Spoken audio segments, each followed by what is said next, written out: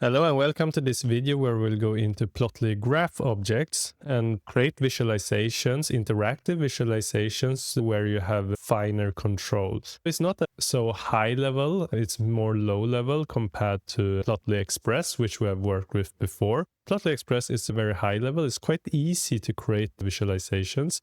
However, when you want to have more fine-grained control, you want to customize a lot of different parts of it, then it will be a little bit hard with Plotly Express and in many ways impossible. So then you have to go on more to Graph Objects API, which will help you to have full control of your visualizations.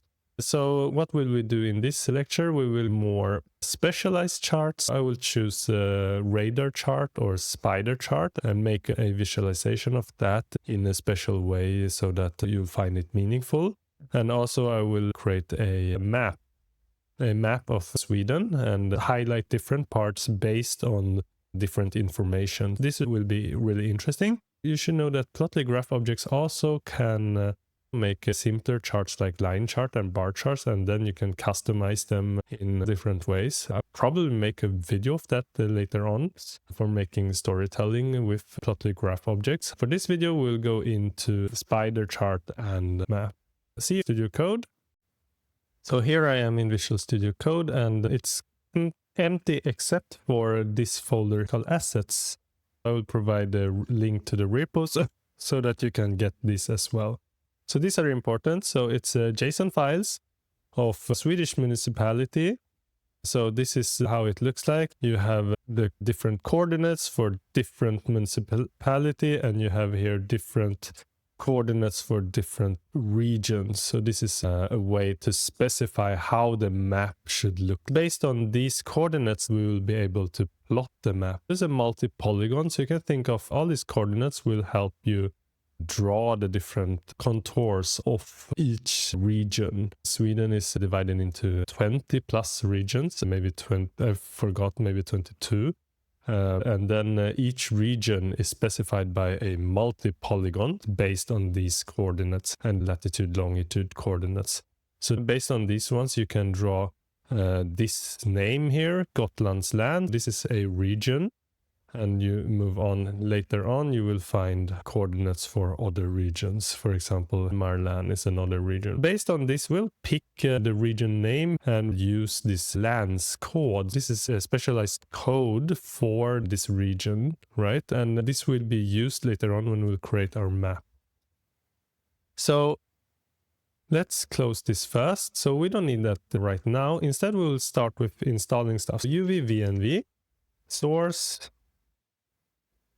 .ven bin activate uv pip install plotly. I want to have nb format, ipy kernel so that this will work in Jupyter Notebook.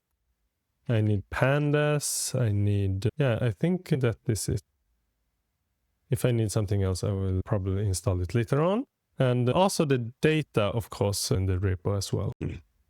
So now I've copied in the data. The data comes from higher vocational education. When they need to apply to the government to get funding to create different educations, they need to apply. And when they have applied, there's a chance they will get the education or they will not get the education. They summarize it in this Excel sheet once per year for different educations in Sweden.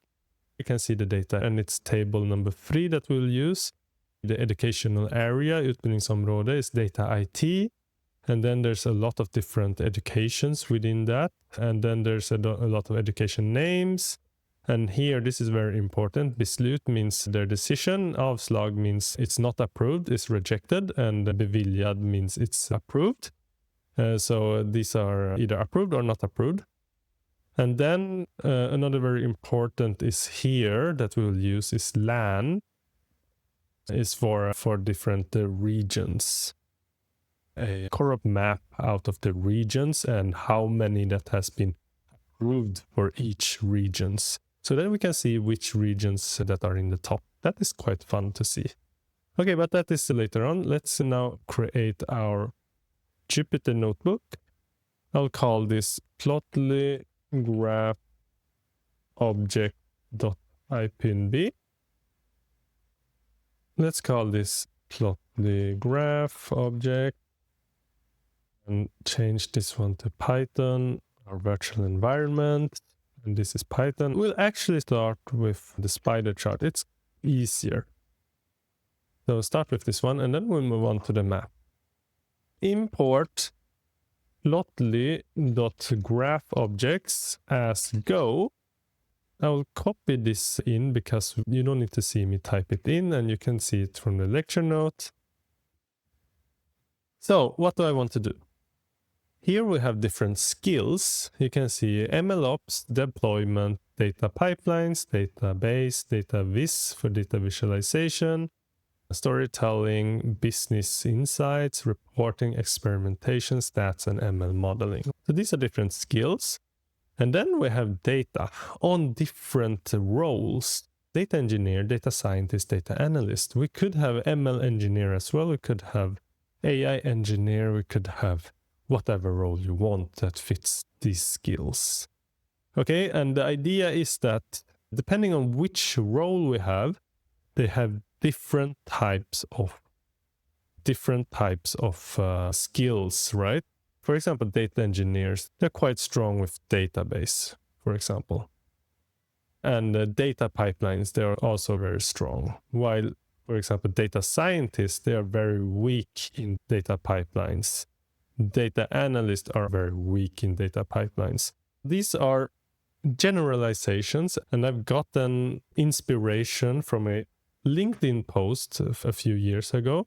I will show you the original here. So this is where I've gotten the inspiration from. So from Kevin Rosamond Trombo on LinkedIn. And I've also asked for permission to use this for teaching. So here we have different roles. And for different roles, we have different types of skill sets. You can see here that the data engineers, they're very strong in data pipelines and databases. ML engineers, they're strong in other fields. These are called radar charts, or they're also called spider charts. It looks like a spider spinning here, this polygon or these shapes here. It's making a spider web. So that's why it's called spider chart. And this is quite useful for showing different types of dimensions, how strong in different types of skills, right? And it's quite easy to see an overview here. So I will try to recreate similar graph in Plotly graph object. So that is the idea. So that's why we have this data here, different data roles. I didn't choose ML engineer because I want to keep it simple here. And we set different colors for them. And then it's time to create our fig. So fig equals to go dot. So you can do like this, fig dot add trace. This means that we'll add a trace, which is basically our plot, right? So the idea, I actually want to place all of them in the same radar chart, and then I will be able to click which one I want to choose. So fig.add trace. What do I want to add? I want to add go.scatter polar because it's polar when we're working with circular. So in a polar chart, we have R is the radius. And the radius is basically the levels, depending on how far we have come. For example, if we choose, it's this list here, that is the levels. For example, to pick the levels, we do like this, data of data engineer. Then I get the values, right? So I get this list. If I plot this, what happens? You can see that we get the degrees. From in polar, it's from 0 to 360, right? So 360, we're back in 0. Okay, and then you see that it's plotted in the shape like this. However, we want to get it totally connected. So we want to get back the first one as well. Then we do like this, plus a list of data engineer of 0. It should connect back. Let's see. If I run this one, what do I get? I get Yeah, exactly. It's going back. Let's see. Maybe I do need to have, I will need the theta as well. So theta equals to the different skills that we have. So we have the skills plus skills of 0. So it's going back. Yeah, with the theta, since the skills was MLOps, then it's going back to MLOps and then it's connecting back. The theta is the angle. So these are the angles that we use. So all of these, they are spread out in this polar chart. So how many do I have? I have 4, 5, 6, 7, 8, 9, 10, 11. And then they are divided equally. So 360 divided by 11. That's how many degrees there are between two different ones, or how many radians there are.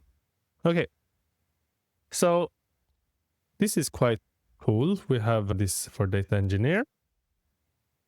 Let's add also a filling. So fill equals to next.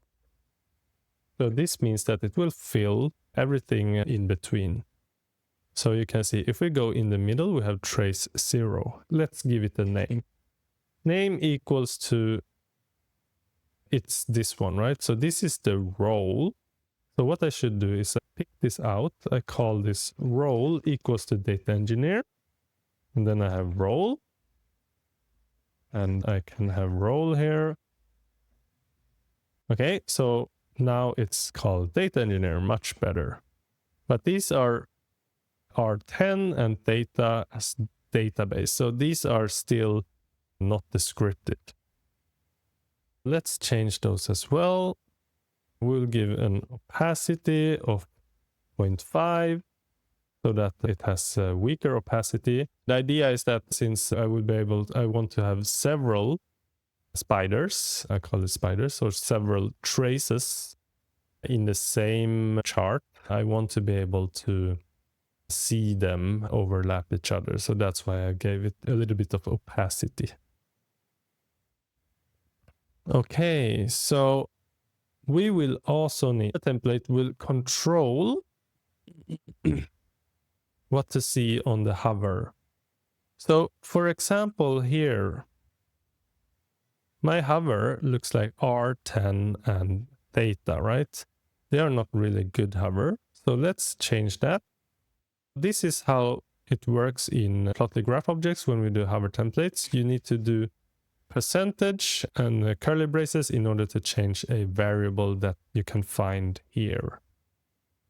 So we can change R.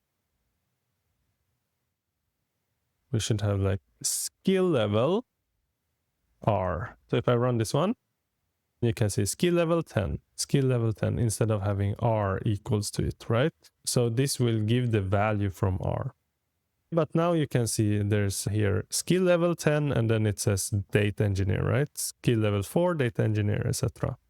But I want to make it look a little bit nicer. So I actually want the data, and I don't want it to show data engineer to the right because it doesn't look so good. So what you do is actually doing like this. So you put in extra and then slash extra. And this means that it is empty, so we don't show anything after it, so that you can see there's only skill level now.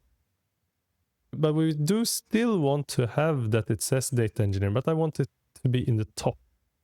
So what to do is that we need to put in things called meta. So this is metadata. And metadata I want to place in my role because I want the data engineer to show up. So the metadata I can access from here. So what I do is that I will do a multi-line string. Multi-line string, let's see. Yes. Okay, and then I will do like this. If I just do this and I run, and you can see that you will have a lot of space because it counts all these spaces. But I want to do break. And then you can see it's starting from the left. However, there's nothing in the top, right? And that is what I should place in.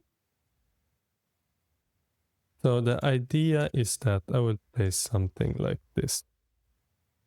Here I will place the title, and the title I will call it, so meta of 0. And I run this one, and you can see that it says data engineer. Cool. Meta of 0, and I want to make this bold. \b. Let's see. Yeah, the percent should be here. Okay, cool. It looks much better. But the right line, can I do something like this? No. Let's see. Okay, I fixed this. Instead of using triple quotes, I used the single quotes, but I used what was called a parenthesis to put them together so that it's this string and then the next string. Okay, good. So what else do I want? I have the skill level, I have data engineer, but I want to know which type of skill it is. So I'll add another one. Let's say break, and I want to have, it's the skill, right? So it's the data. Let's see what we have. If I run this one, then we'll have database, exactly. So for data engineer, database skill level is 10. Yes, I think it looks okay. And then in the middle, we can see data engineer. If I do auto formatting, it becomes like this. It's okay. It's a little bit less easy to read.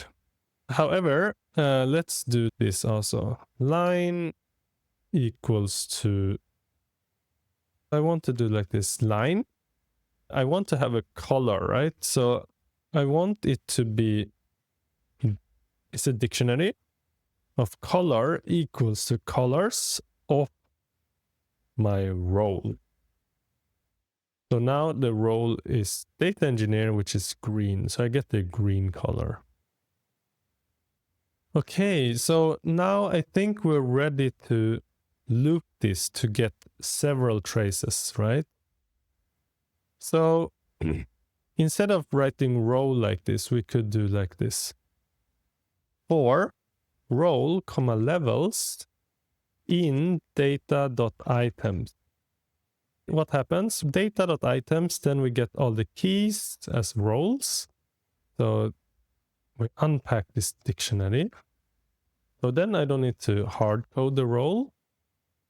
Instead, when I run this one, we should get all 3, right? So we get all 3. It's really hard to look, I know.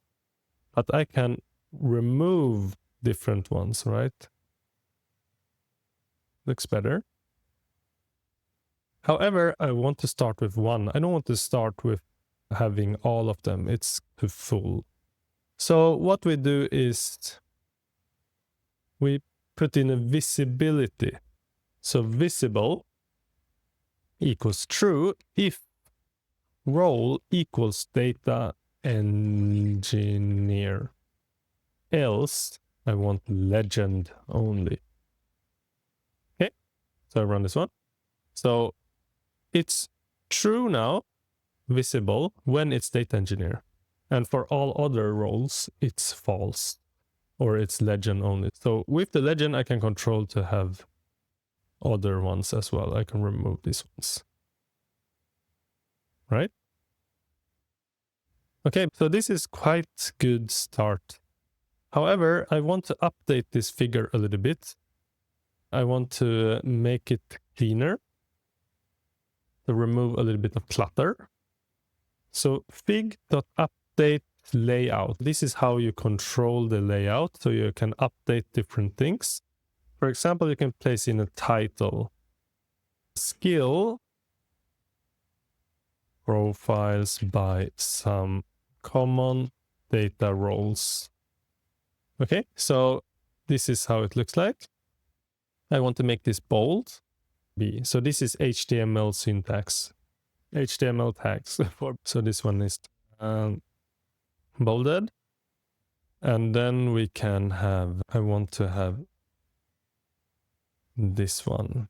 So I want to do polar. This is how we control the plot, how to customize it. In order to customize this, we put in a dictionary. Many of the options we have in update layout and in plotly graph objects are dictionaries. And this means that there's a lot of things that we can customize. So what we can do is radial axis. I write dictionary with dict in that syntax instead of using braces because I think it's easier to read when you have a lot of dictionaries. So dict visible equals false.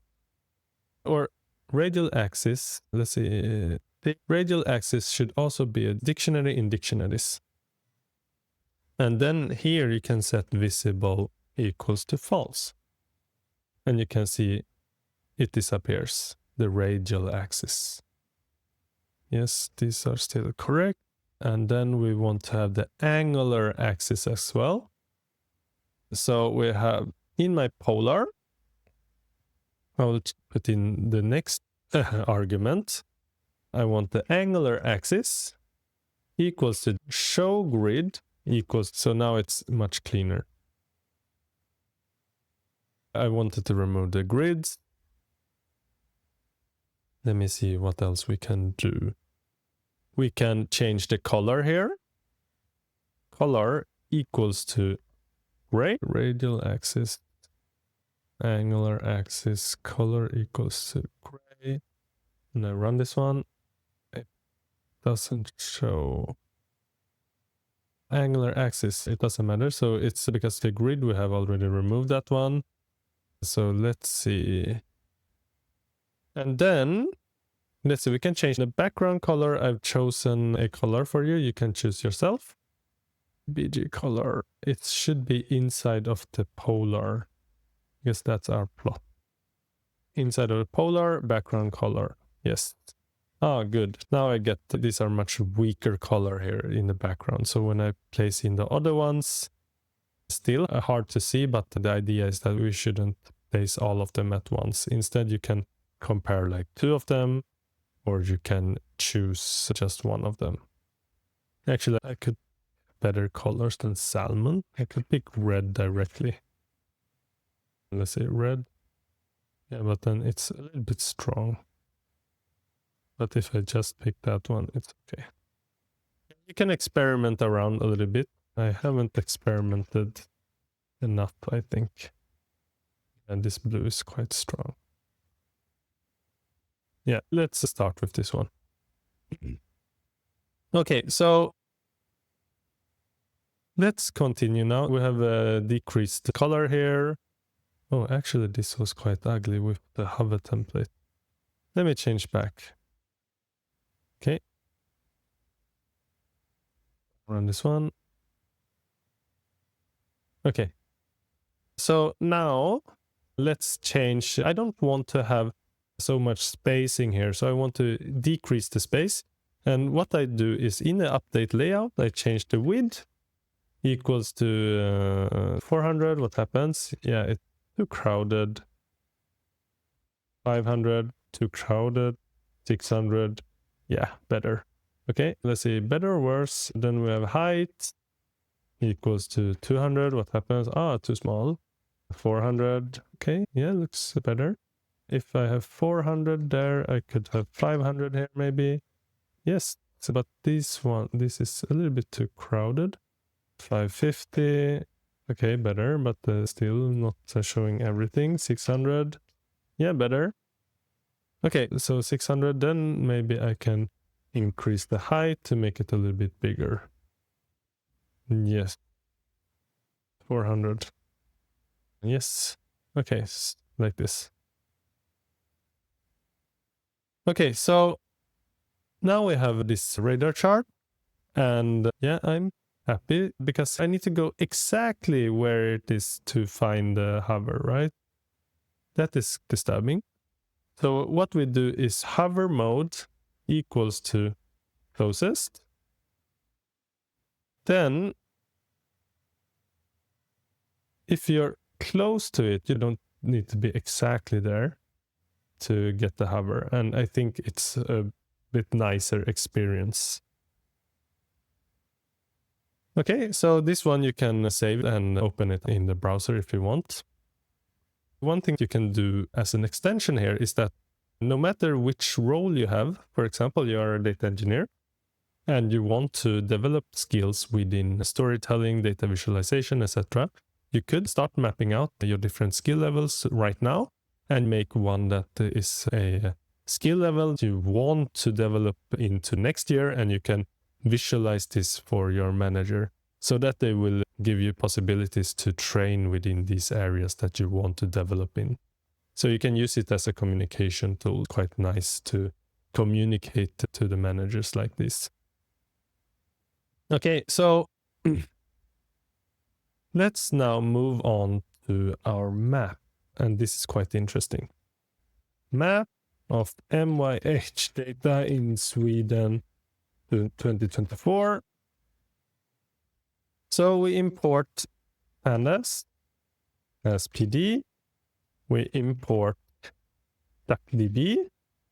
Actually, I haven't installed DuckDB. So let's do that. UV pip install DuckDB. Okay. Close this down. Maybe it works directly. Good. And then I want to read this in. So df equals to pd.read excel. It's inside of data slash, let's see, let's copy you. Copy the name. And then sheet name equals to tabel 3 df module not found openpyexcel. UV pip install openpyexcel. Close you. Run. Yes, it works. And we can see that here is the starting column, so starting row. So we will skip 4 or 5 rows, right? Skip rows 5. Great. If you don't know Swedish, it's still okay. You just need to know the things I said before. Beslut, avslag means rejected, and beviljad means approved. And then we have different education that different schools have applied to get funding. And then we have different regions here. Län is the different regions in Sweden. And flera kommuner means several places. This is basically the only Swedish you need to know. df.head. Yes, this is the data. So let's clean it now. I want to have all the approved. So start with df region. Let's say df of beslut. This is the decision. Dot value counts. And here you can see that we have 928 rejected, 344 approved. And I want to pick out the number of, let's copy this one and do like this. And if I pick here, beviljad, yes, exactly, this is the number. So approved is this much. And then we have the total as well, 1272. If you add them together, it should be 1272. Let's see, 900 plus 3. 928 plus 344. Yeah, 1272. So these are total number of applications. So we have approved and we have total applications. 344 and 1272. And now I want to get how many approved we have for each regions. So for doing that, I will use DuckDB. So df regions equals to duckdb.query. So let's see. We have df regions. So select land from df. And you can see this is all the land that we have, all the regions. But I don't want flera kommuner because that one we cannot plot it. Instead, you could probably find, but probably you need to scrape which communities if you want to place them. But flera kommuner, I think I will remove it totally. Where län not equals flera kommuner. Let's see.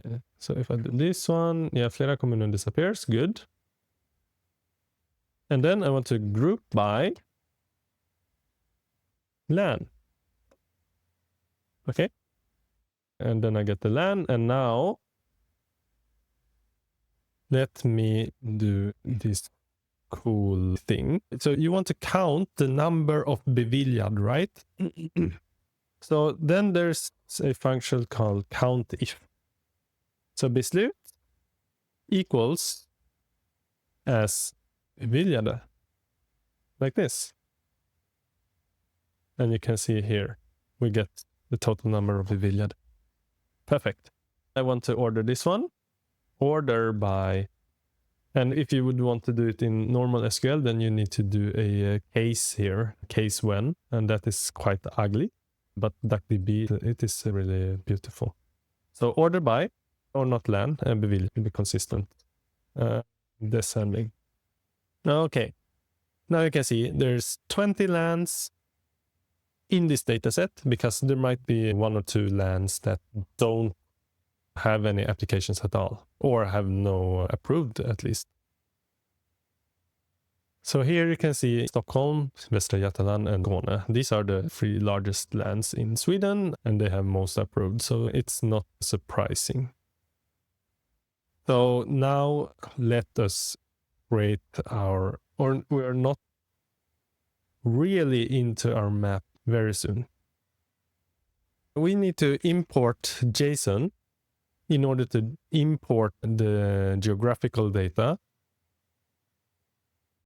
Okay, so I've imported JSON, and we'll use this to import so that we can get the data, right? So with open assets / Swedish, exactly.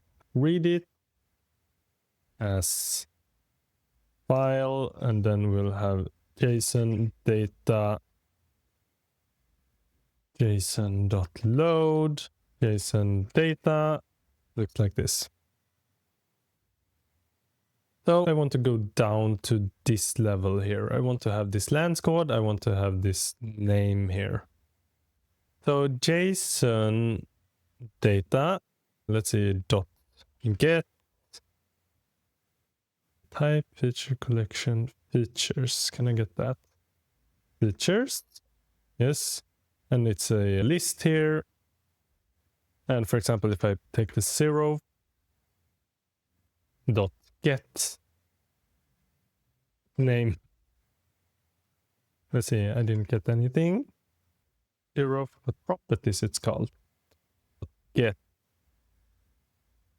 properties. Properties, yes, exactly. So, and then in the properties, so I will call this, before I go into the properties, because this is the properties of one feature, right? Properties, yes. And then from this, I can get the name and the reference LAN code. So what I want to show you here is that I have DF regions. DF regions looks like this. We can do DF regions of LAN dot values. If you look here, it says Gotland's LAN, while here in my data it says, let's see, do I have Gotland? Actually, I don't have Gotland, but let's pick another one. 2. Blekinge LAN. Do I have Blekinge? Yes, here it's called Blekinge, right? And here's called Blekinge LAN. So I cannot match this one to this number. However, I do need to match this array here to this number, because I need to know where from the map which coordinates to pick. So this is required for the map. And in order to do that, we need to get all the region codes, all this LAN code, to match, to be in a list, and it should match the one. So I need to have first the Stockholm ones. So I think this one is in 4 maybe. Västerbotten, no. 5, 6. Actually, I don't know where it is. Okay, Västra Götaland is the second one. And here's Västra Götaland's LAN, and here's Västra Götaland. So the problem here is to match the ones I have with the ones in the JSON file. Okay, so in order to do this, there's something called lib import get close matches. And what this does is match the strings and find it has a certain algorithm to match that a word is similar to another word when it comes to the characters. Okay. So then, in order to do this, we can take an example of this matching. So for example, we can have name equals to get name. And then name is equals to Västra Götalands län. And here we have Västra Götaland. So then if I do get close matches of the name, comma, DF regions of län, then I get Västra Götaland, right? So that one is the closest one. And then sometimes there might come several ones that are similar. So what I need to do is actually choose n equals 1. And then if I want to get this value, I pick out the 0 value. So what it finds is that this string here is closest to this string. That is what it does. Now you might think, oh, this is a lot of work. Why do we do this? We could manually just find out these values and type it in. However, yes, for 20 values it might work, but maybe you work with the municipalities and then there's 300-400 and you don't really want to do that. So let's do this programmatically. My approach is that I need to get all the features. In the features, I want to get all the properties. You can see that here we have a list. I pick a certain property. And this should click. Then you can see that it clicks that this is a list. And if it's a list, then we can loop through it, right? So we can do a list comprehension and pick out the properties for feature in JSON in this one. Now I get all the features, right? If I run this one, this is the list of all features. I want to pick out the properties. Dot get properties, like this. You can see, oh, I got none here. Let's see why. Okay, perfect. Now I get all the properties. So I can save this one, properties, equals to this. So it's a list as well. If it's a list, then we can pick out, we can do a comprehension here, but I won't do a list comprehension. I will do dictionary comprehension now. So I will do dictionary comprehension to pick out the region codes corresponding to each name, because I want a dictionary of it. So for property in properties. And I can get property dot perfect. Now I have this dictionary. So this dictionary I will call region code. So region codes looks like this. So now I get each of the region and each of the codes. Okay, so now let's do a loop. Make it an empty list. And what I want to do is populate this list for each of the matches. So we need to do for region in DF regions of LAN. If I do this and I print out region, then you can see these are the regions that exist in my dataset. You can notice one thing. The only thing is that they have LAN here and we don't have LAN. Why don't we just remove the LANs? However, you can see here it says Halland LAN, right? While it says Halland here. So it's an S that is missing also. Maybe you can remove the S also. No, that might not always work because there's Skåne LAN, not Skånes LAN. Then you have Skåne here. So what we do here is that now we loop through each of the regions, right? So we take the region to do this. Region name equals to get close matches region, comma. So the region is the one from my data frame. I place it in, and I want to compare it to the region codes dot. So this is a list, right? I want to compare them to find out the one that is closest. So n equals 1. And now I want to pick out the 0th one. So code equals to regions codes of region name. So I put in this region name into this dictionary to pick out the code. And then when I have this one, I do region codes map dot append code. And what we have now is region codes map. Let's see if it's correct. Region codes map. Let's print this one. And also let's print df regions dot lan dot values. Okay. So 01 correspond to Stockholm. Is that true? Let's see here. Do you have 01? 01 Stockholms län. Good. 14 Västra Götaland. 14 Västra Götalands län. Good. 12 Skåne. Skånes län 12. Okay, it seems to work. Okay, so now I have this, and now we're ready to create our map.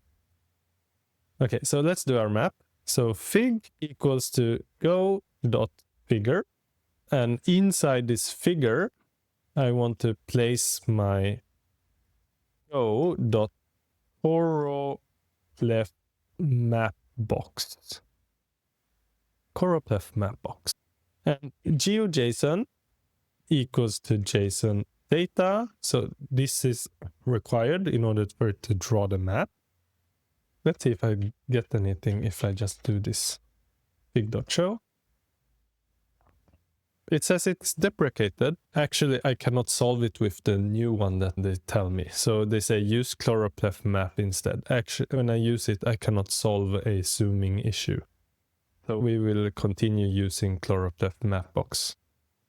Okay, so here, locations equals to what? Locations equals to the region codes map. Region codes map is these numbers here. Okay. And then we have said this is the data. So the regions of, okay. Let's see, let's say we have locations, region maps, we have that. And then we need to place in here something called feature ID key. So this key is the one that we will pick from our JSON. So we'll pick it in the GeoJSON. And that one is, if you look into the data here, GeoJSON, you can see, for example, you can see here is this one. ref:/se:/landscode is this number, because we want to match the numbers that we place in here with the locations here with the feature ID key. Actually, why don't I should get map already, right? Let me see why. Okay, I got it. In order to show the graph, we need to go into updating the layout and put in a map box. So fig.update layout, and I will do map box equal to tick of center is this one. And then we need to put in a style. I will make it a very simple style. White background. And now we have a map. We don't have a map yet. We don't have a map yet. We need to zoom also. Zoom equals 3.3. Yeah. This should be enough. Let me stop and figure out. Okay, I got it now. First, I put in some other options like margins, drag mode, width, and height. When I run this, it looks like this one. But in order to get the map, actually, is this one here. Feature ID, you can see it's ref SC lands code. We go one step into properties. Now you should have a map. That looks quite nice. And you can see here, there are numbers, right? So here you can see this is Stockholm 82, this is Västra Götaland 63, and this is Skåne 37. Okay, good. So let's customize our map a little bit. And also let's change here. Marker opacity equals to 0.9. Marker line width equals 0.1. So then it becomes much weaker here. Actually, that was way too weak. Let me see. Yeah, this looks quite weak. Let's make it a little bit stronger. Okay, it looks okay. And then we have here, we need to do like this. Text equals to df regions of. And then we get the text Norrbotten, Västerbotten, instead of just the number before. The thing is, one thing that is disturbing is that the scale is from very low, 1 or 2, to 80 something, 83, 82. Then it's only like Stockholm, Västra Götaland, and Skåne that seems to have color. The other ones are quite weak, right? So what you can do is make the scale logarithmic to make it much closer to each other. We need to make a logarithmic transformation. But then these numbers will logarithmically change as well. But what I want to do, in order to logarithmically change it, we need to import NumPy as p. Then we do df regions of log beviljade. So I transform it. np.log regions of beviljade. Since when I log it, I need to add a 1 here to make it work. I needed to add 1 because I don't want to take the logarithm of 0 because that is not defined. This is to make sure. However, we actually don't have any 0 values, so it could work without the 1 as well. Instead of beviljade, I place in log beviljade. So if I run this one, you can see the colors are much better. However, the scale is totally wrong, right? Because we don't have, like, these are logarithmically transformed. So what we need to do is that we need to change the text, basically. So we need to place in something called the custom data. Custom data equals to df regions of beviljade. And then we need to do a hover template. So hover template, let's see. I will make a bold of my text. And then I will close the bold. Then I will do break. And I will call it beviljade utbildningar. So it's the approved educations. And I will place in here the custom data. And I also want to remove the extra. Okay, so perfect. Now you see Norrbotten, beviljade utbildningar 4, 2, and you can see here it's 82, 63, and 37. So now the map looks really nice. However, this color scale is wrong. So what I want to do is actually remove this one. To remove it is quite simple. You just remove the scales. There's something called show scales equals to false. And now it's gone. Ah, much better. Okay, so what is left here is that we need to have a title, right? This is quite simple, but it takes a lot of time for me to type it out. So it's place in a title as a dictionary. And what I do is that I do multi-lines and then I place it in X and Y and then I change the font size. That's basically what I do. Okay, and it looks like this. Ah, nice. So here there's some text explaining this map, and here is saying that 344 out of 1200 have been approved, which is 27% approval rate. And in the leading, we have Stockholm, Västra Götaland, and Skåne. Yeah, this looks nice to have title here rather than text here, rather than having a title at the top here. So making use of the horizontal spacing here. And then with this, I'm quite satisfied with this map. It took some time and some transformations to make it happen, but it looks nice.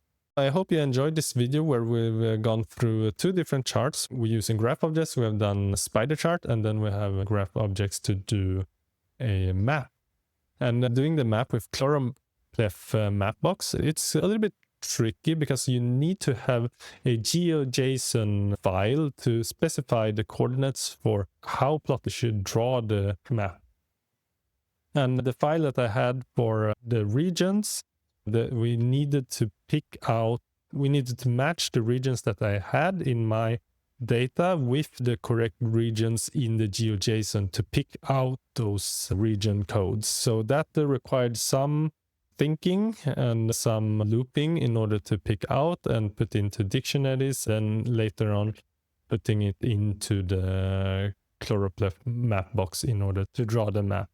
And also we did the logarithmic transformation in order for us to get the colors closer to each other. And then later on removing the color scale and giving it quite nice text explaining the map. Yes, and with this, I would like to thank you for watching this video and see you in the next one. Bye.